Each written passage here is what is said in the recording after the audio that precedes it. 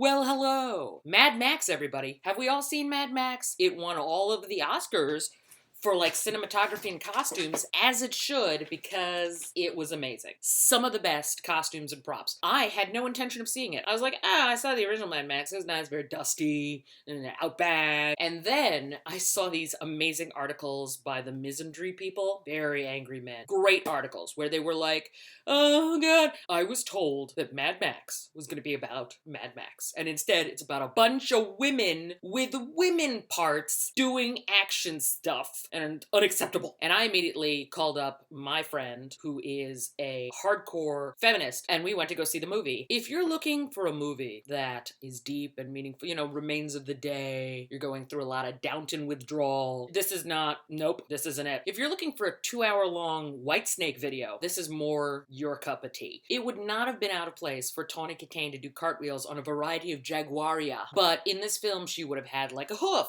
and 6 teats and a pet Komodo dragon on a leash, and her name would have been like Uterine Sally. So I'm going to give you the whole plot summary as interpreted by me. Here we go. First thing about Mad Max you need to know is if you haven't seen any of the prequels from 20 years ago or whatever, that's okay. It opens with Tom Hardy as Mad Max standing on a hillside. He's having flashbacks of some people he didn't save because apparently he was supposed to save some people, he didn't save them, so they're haunting him. And then he proceeds to eat a 2-headed lizard within the first 15 seconds of the film. So that tells us 2 things. 1, Mad Max is mad. A little kooky pants. And he lives in some weird-ass countryside. So he's hanging out with his oldie... Oh, you know what? Car enthusiasts are going to kick me right in the eyebrow for this. But it's a car. I'm sure they're like, it's a 78 capybara! Or whatever. It's fine. And all of a sudden, he's like, oh no, here they come again. By the way, I'm not leaving out... This is what happens. So you're just sitting there like, who's going to come again? What's happening? These vehicles come over the crest, and they're like, Bleh! And it's all dudes who look like powder, muscular and bald and dusty white. And they're called war boys. We learn that later in the film. And they grab him and they take him and they proceed to tattoo a bunch of information on his back. All of his stats on his back. And one of the things it says is O positive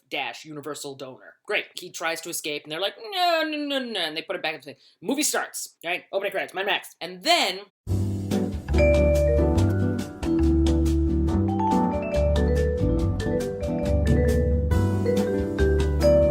Okay, the war boys are preparing, there's a lot of them by the way. The war boys are preparing a vehicle to go out, right? We don't know where, it's going out. It's a huge tanker truck, and they kind of explain to us that it's going to make a stop at the bullet farm and at Gastown to trade for what I assume is bullets and gas, which they call guzzling, which is kind of awesome. And it's filled with water, which they call aqua cola, which is kind of awesome. And something called mother's milk, which I'll get to in a second. Driving this war rig is Imperator Furiosa, played by Charlize Theron. Then we meet the antagonist of this film. The cool thing is they got the original guy who was the baddie in the first Mad Max to be the baddie in this film. He looks like a fat Beetlejuice wearing Darth Vader's breathing apparatus with a bagpipe around his neck and a plastic shield situation on his chest. The first time we see him, he's getting prepared to go and speak to the people. He has a lot of skin problems. Skin problems are a reoccurring issue in this film. The amount of psoriasis, eczema, and just general boo-boos out of control. I just wanted to throw lotion at the screen. Just bags of lotion and chapstick. Anyway.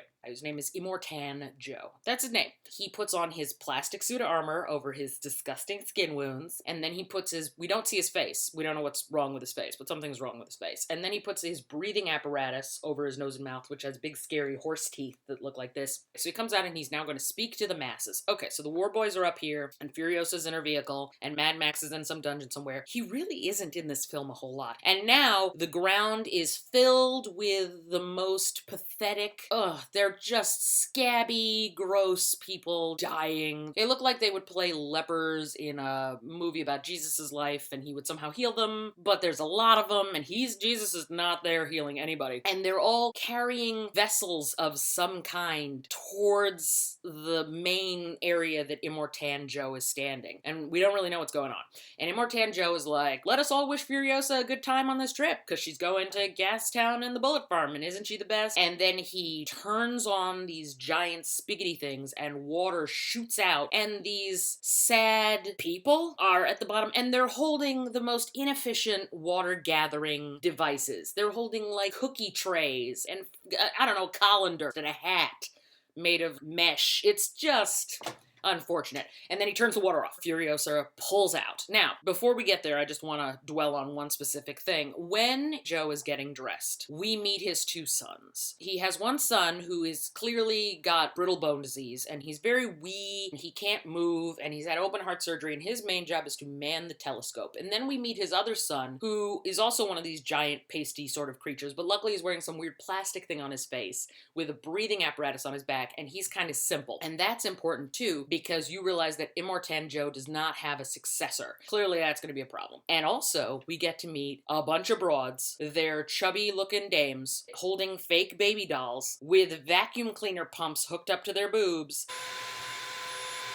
And apparently they are cows for him.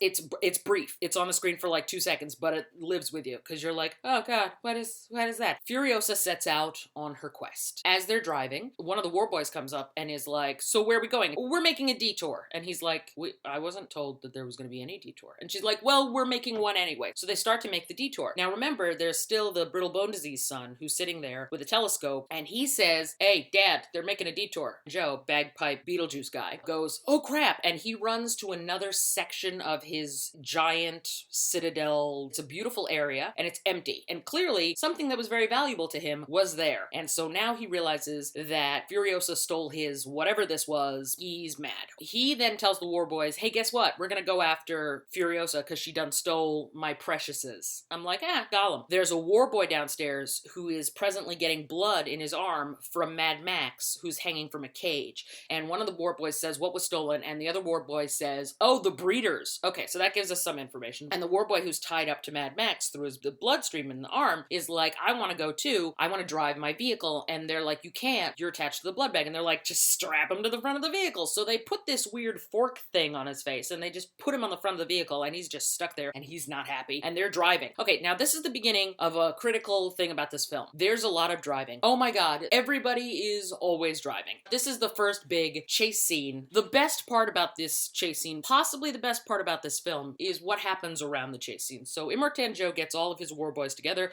They all get on their rigs. Take a good look at the rigs, because those rigs are gorgeous. They're so beautifully built out of like scrap material. He gets all his war rigs together, and then the next thing we know, they head out. As they're heading out, you hear like vigorous drumming, and you're like, oh, that's an awesome soundtrack. No, the camera pans around. There's like 9 drummers just on the side of a vehicle that follows behind them, and it gets better. The camera then goes around the front of the vehicle. There's a dude with his eyes bandaged up in a red coat, bungee corded to the front, playing a guitar made from a bedpan that shoots fire. That's a sentence that I did not just make up. You see him and you're immediately like, well, that's it. All the Oscars for you. You know what? Why don't I pay for this movie again? They all head out, the drummers and the guitar guy, but Pierre, fish.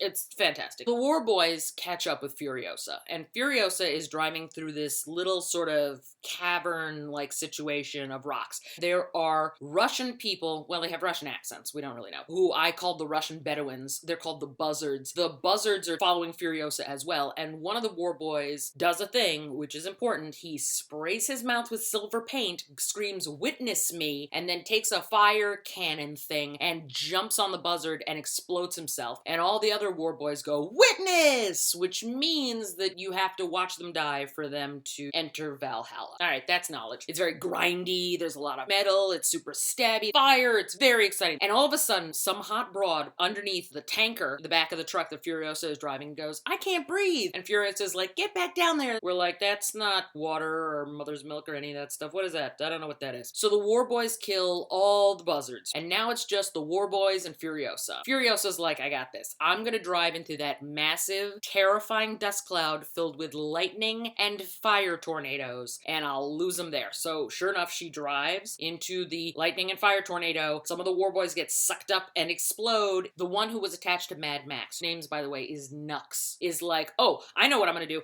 I'm gonna loosen all of the gasoline in my vehicle. This gasoline's gonna pour all over the floor. I have a flare. I'm gonna drop it on the floor. I'm gonna yell, "Witness me." I'm gonna plow into Furiosa. Well, Mad Max breaks free from the front of the vehicle. He smacks the flare out of Nux's hand. They crash. Furiosa heads on down and it goes dark. We then come back. There's a pile of sand. The pile of sand lifts up. We We realize it's Mad Max. He's a little freaked out. He's had a very difficult day. He pulls the needle that's feeding Nux out of his neck, and he follows the chain that holds him to Nux, and there's Nux, and there's a car door between them. He's like, awesome, I'm gonna get this chain off of me so that I can no longer be attached to this young man. And he tries to rattle the chain, and he can't break the chain. He picks up an antique gun, and he tries to fire it at Nux's wrist where the chain is attached. And of course it's like, because it's full of sand. Then he's like, great, now I'm just gonna chew on Nux's fingers until I figure something out. And then he sees further down the road, Furiosa has stopped. So he's like, okay, I know what to do. And he starts to walk. We get a shot of what's happening outside of Furiosa's vehicle. There's like 5 insanely hot women washing themselves with water and cutting off chastity belts with scary teeth on them. If I had to describe these women, there's one who's in real life Lisa Marie Presley's daughter, and then there's one who in real life is Lenny Kravitz's daughter. There's one who's a Victoria's Secret model, and then there's another one who's a Victoria's Secret model. Mad Max walks up to them. He's got the car door, because remember he couldn't get the chain off, and then Nux slung over his other side, and he sees that they're cutting off their chastity belts with giant chain clippers, and he holds the gun. Now, we know the gun doesn't fire, but they don't know. So he's holding the gun, and he's like, yeah, snippies! They get the snippies, and he snips the chain, so now he's no longer attached to Nux or the car door, and he drinks some of their water. And then he and Furiosa get into a fight. They smack each other with the metal door, they smack each other with the metal bolt cutters. Oh, did I mention that Furiosa also only has one arm? The other arm is metal, and her real arm ends here, so she's fighting with one less arm than him, and holding her own quite well. There's a bunch of choking. Max finds a secret gun that Furiosa has stored under the side of the vehicle, and all of a sudden they hear the war boys in the distance coming towards them, and they're like, all right, enough fighting, we don't have time for this, this is a terrible situation. We also now realize, as the camera turns, that one of the smoking hot Victoria's Secret women is pregnant. She has quite the little round abdomen. Max fires at the sand around her feet as she tries to jump into the rig, cuts her leg a little bit, and he hops in the rig and he drives about 50 yards, and then the rig is like, and it just stops. Furiosa says, get ready, we're gonna run, and we're gonna hop in the rig, let's go. And Furiosa says, listen, you need to let me drive, because I am the only one who knows the special code for this rig that I programmed myself that will allow it to drive forward, which you clearly don't know, so it's not moving. Mad Max is like, whatever, I don't care. And then she says something important, which is, you damaged his favorite one, because remember, the bullet cut her leg. She says, what do you think he's gonna do when he gets you? Mad Max is like, ugh. And then she's like, do you want me to cut the fork thing off your face? Yeah, okay, all right. And he moves over, and she gets in, and she does her little code on the rig, and all the brides get in, and they start bandaging up the primary bride's leg. Nux then wakes up and also sneaks onto the rig as well, and the war boys are coming. Now, the other places, the Bullet Farm and the Gas Town, are aware that Furiosa is not coming with their stuff to trade, and they're pissed, and they want what's due to them, and so now they're also in pursuit. So we've got the war boys and Gas Town and the Bullet Farm, and they're all going after Furiosa, which is very stressful. The Bullet Farmer is a rather irrelevant looking character. The People Eater, who's in charge of Gas Town, has one of the best costumes. He has syphilis, I assume, so his nose is missing. So he's wearing a filigree silver nose thing. So he's wearing a 3-piece suit with the nipples cut out so that a chain can hang across them from nipple to nipple. He has a giant inflamed foot, and whenever he gets excited, he rubs his nipples through his 3-piece suit. That gets old, never. And then there's shooting, and then there's driving, shooting, driving. ImmorTAN Joe finally catches up, and he's ready to blow away Furiosa. He doesn't care. But he knows that the wives are in there who will bear him fruit that can rule once he's gone, so he's very careful. But they also know that while they're driving, the main wife, who's pregnant, opens the door using her body to block the vehicle, and then the door rips off and she goes under the wheels of ImmorTAN Joe's car. Everyone in Furiosa's vehicle goes banana pants. They're sobbing, there's tons of flowing gauze, because they all really like this wife, very kind to the other wives and everything. ImmorTAN Joe stops driving at that point because he wants to deal with primary wife who got crushed. So Furiosa and her war rig have a clear path for a little bit of time. So they think that's a great time to take inventory of all of the bullets and all of the assets they have available to them. Elvis Presley's granddaughter wife decides to go to the very back and see that everything is okay there. She finds Nux. He says, I'm mediocre, because he didn't get an opportunity to kill himself and go to Valhalla. He failed. When you were, yeah. He and Presley wife hit it off, and they're having a moment at the back. There's no sex or anything, but they clearly feel sympathy for each other's plights. And he introduces her to Larry and Barry, the two giant growths on his neck that he's put cute little happy faces on because they're his friends until they kill him. We now head back to ImmorTAN Joe, the bullet farmer, and the people eater. They're all hanging out. ImmorTAN Joe is dealing with the fact that he now picked up his dead wife off the ground, brings him in the vehicle, and they call the doctor an organic mechanic, which is kind of awesome. They're like, what do we do about the wife? He says, well, the wife is pretty much finished. And they're like, okay, cut the baby out. So they cut the baby out. The organic mechanic says, well, if we had had another month of it cooking in her, it would have been a viable son for you to raise. And now Joe is pissed. He's furious. But the bullet farmer is like, very sad that you're going through this trauma, but I'm gonna go get what's mine, so I'm gonna chase after Furiosa. That day comes to an end. The night world begins, and that is very blue. Up until this, the movie has been really orange because the sand is really orange and everyone's covered with the sand. Very orange, very brown. And now we're at nighttime and everything's super saturated in blue. They're driving through the slippy, sandy, gross environment. It's gloppy. They get caught in the glop and they're like, oh god, because one of those three groups that are chasing them could be anywhere behind them. So they put a bunch of bombs and stuff in the ground and they're trying to dig themselves out, but they see the bullet farmer's giant headlight coming towards them. Nux says one of the most interesting things in the film. He says, hey, why don't we take the chain at the front of the vehicle and tie it around that thing? And they're like, that thing is called a tree. And he's like, oh, because he'd never seen a tree. So they take the chain and they wrap it around the tree and they almost uproot the tree, but they winch the chain back in and they finally pull the truck out of the schmutz. Remember, they took stock of the arsenal that they have available to them, and we are now aware that there is a gun with only 3 bullets in it. So Mad Max turns towards the light of the bullet farmer that's coming towards him, and he fires 1 shot, and he misses. Kravitz's wife says, you have 2 shots left, and he fires another shot and misses. Furiosa kneels behind him, and he just hands the gun to her, and then offers up his shoulder because she's clearly a better shot than he is. And she shoots the light out on the bullet farmer's vehicle, blasting glass into the bullet farmer's face and blinding him. This goes badly because he now goes apeshit, and he's just firing automatic weapons in all directions. Blah, blah, blah, blah, blah, blah, blah, blah. They have to get rid of him as quickly as possible. Rig's free, and Mad Max is like, listen, I'm gonna go. I'm gonna deal with the bullet farmer. If I make it, I'll see you on the other side of that hill. And Furiosa's like, okay. Furiosa gets in the rig with all the brides and Nux, and they drive over the crest, and then they wait, and they hear a massive explosion, and all of their faces are like, that Max guy is gonna be dead now. And then the next thing we know, he appears out of nowhere with a bunch of guns covered in blood. They're all like, are you okay? And Furiosa is the first one to be like, yeah, that's not his blood. And we're all like, I wonder what happened over there with the bullet farmers, but they're all probably super dead. Fade to black. We're back with the orange and the dust. It's day. Furiosa reveals that she's taking the brides to the green place, and the way she knows about this place, the green place, is she's from there, and she was stolen from there with her mother by ImmorTAN Joe when she was a very small child. So they're all very excited about going to the green place, which is supposed to be just right over there. It's a nice moment in the vehicle. Everyone's just chilling. As they're driving, they see a woman. She's in a crane thing. She's naked, and Max is like, no, we don't get involved with that. That is bait for something. An ambush, perhaps. And Furiosa is like, no, I think I know what that is. She gets out of the rig. She announces that she is Furiosa, and her mother was so-and-so, and here are all her statistics. And all of these old dames on motorcycles come over the hill, and they're like, are you really Furiosa? And she's like, yeah, I am. I was stolen 7,000 days ago, and it's been a really rough time. Oh my god, we're so glad to have you back. The brides get out of the vehicle. All of these different women who are on motorcycles, predominantly older women, are looking at the bride. Wow, they're so soft. They have all their teeth. Furiosa's like, so how did we get to the green place? And they're all like, oh, well, if you came from that direction, then you passed it.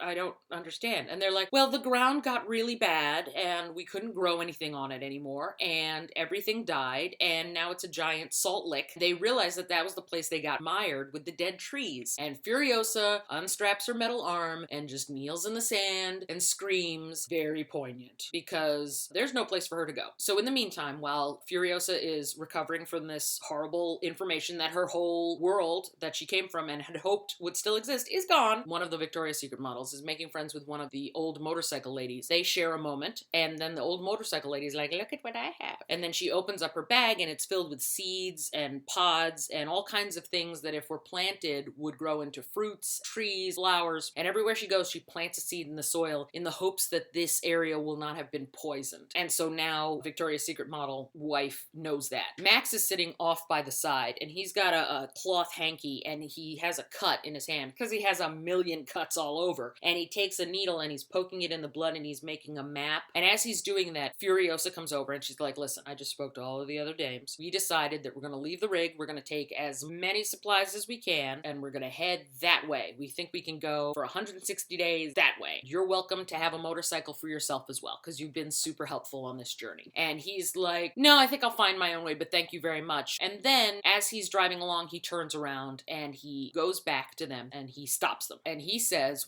I have a better plan. You should head back to the Citadel. And they're like, we just left there because everything is garbage. And he's like, yeah, but you're missing a critical point, which is that ImmorTAN Joe just took all of his people out to find you, which means that place is completely unguarded. Nobody's there. And they're like, that is true. He does have access to water. We could grow things. And Furiosa's like, I don't wanna. Okay, no, that's fine. We'll go back to the Citadel. They're like, what route should we take? And he's like, the exact same route you took to get here. So at this point in the movie, I'm like, what the hell? Joe is sitting on the side of the road mourning his dead wife. People Eater is getting his inflamed foot massage. The guitar player is sitting in his nest of bungee cord snapping. And suddenly one of the war boys with like a telescope screams, war rig! Because remember, it's turned around and it's now coming back. Joe realizes their plan. He's like, oh, they're gonna go back to my house and take it for their own because it's completely unguarded. We have to cut them off at the pass. They're like, we gotta go! And the guitar player's like, now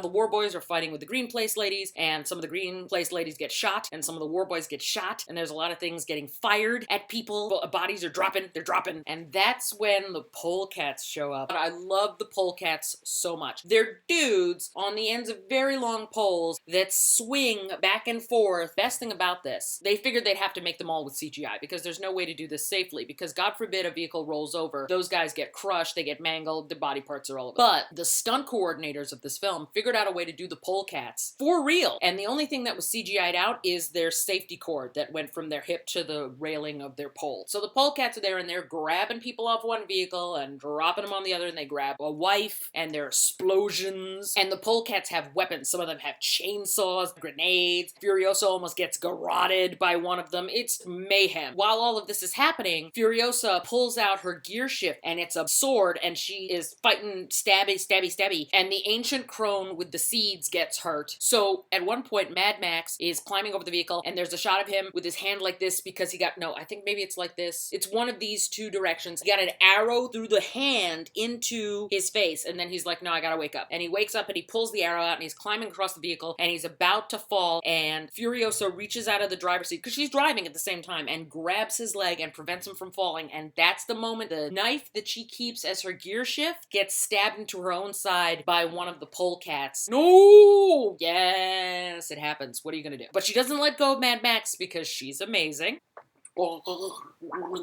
Mad Max grabs the door and then leverages himself into the Mercedes that the People Eater is in, and then they start firing at the People Eater, so he uses the People Eater as a human shield. He's dead. His eyeball is like, and then there's flamethrowers. Mad Max gets grabbed by a polecat and pulled out of the vehicle, and he kills the polecat, and then the next thing we know, we're back in the canyon. Furiosa's war rig slams into ImmorTAN Joe's vehicle, and Furiosa's like, I can't drive anymore. I'm totally messed up and I'm bleeding out. So she turns to Nux and she's like, you drive. And Nux is like, okay. And she climbs out of the vehicle. Remember, she's still been stabbed in the side and she's dying. Climbs out of the vehicle to go kill ImmorTAN Joe, who's riding alongside. Mad Max punches the guitar guy in the face. Rictus, the son we haven't really talked about, the not so bright one with the weird plastic thing on his face, is going crazy. He's shooting everybody. Mad Max beats Rictus in the face with Rictus's own oxygen tank off of his back. Joe tries to shoot somebody and then turns his head, and as he turns his head, because he's in the driver's side, oh, this is so good. Furiosa leans forward with one of the harpoons off the back of her vehicle, hooks it into his breathing apparatus, says, remember me, and let's go. And all of this comes off. And when all of this comes off, all of the meat of his face behind this also comes off. It's there, and then it's gone. And for a split second, we see blood come out of his face like he's Cthulhu, and then the camera cuts away very quickly, for which we are all grateful. He's dead. One of the wives takes over driving, and all the other wives switch from the war rig to ImmorTAN Joe's vehicle because it's more stable, and Nux is still driving the war rig when, surprise, Rictus wakes up from being smacked in the face with an oxygen tank. And then here's the big moment. Nux realizes that he has to die in order to save them from Rictus, who's a killing machine. He looks straight at the Elvis Presley's granddaughter wife and he goes, "Witness me." And he flips the vehicle and kills himself and Rictus in the process. And they witness his demise and then keep driving. And then they show a shot of the guitar bungee cords just kind of swaying in the breeze with no guitarist in it, and everything fades to black, thereby signifying what I assume is the end of the reign of ImmorTAN Joe. And now we have a problem. Furiosa is dying. But remember, Mad Max is a universal donor and he still has the hook that goes into his neck. So what he does is he hooks himself up and then he hooks himself up to Furiosa and he saves her life. They finally pull up to the Citadel in ImmorTAN Joe's vehicle, and all of the war boys and everybody are like, it's ImmorTAN Joe's vehicle. Where's ImmorTAN Joe? They pull out ImmorTAN Joe's body, which is covered with a sheet, and then they unveil it, but it's only for a second. Not a good scene.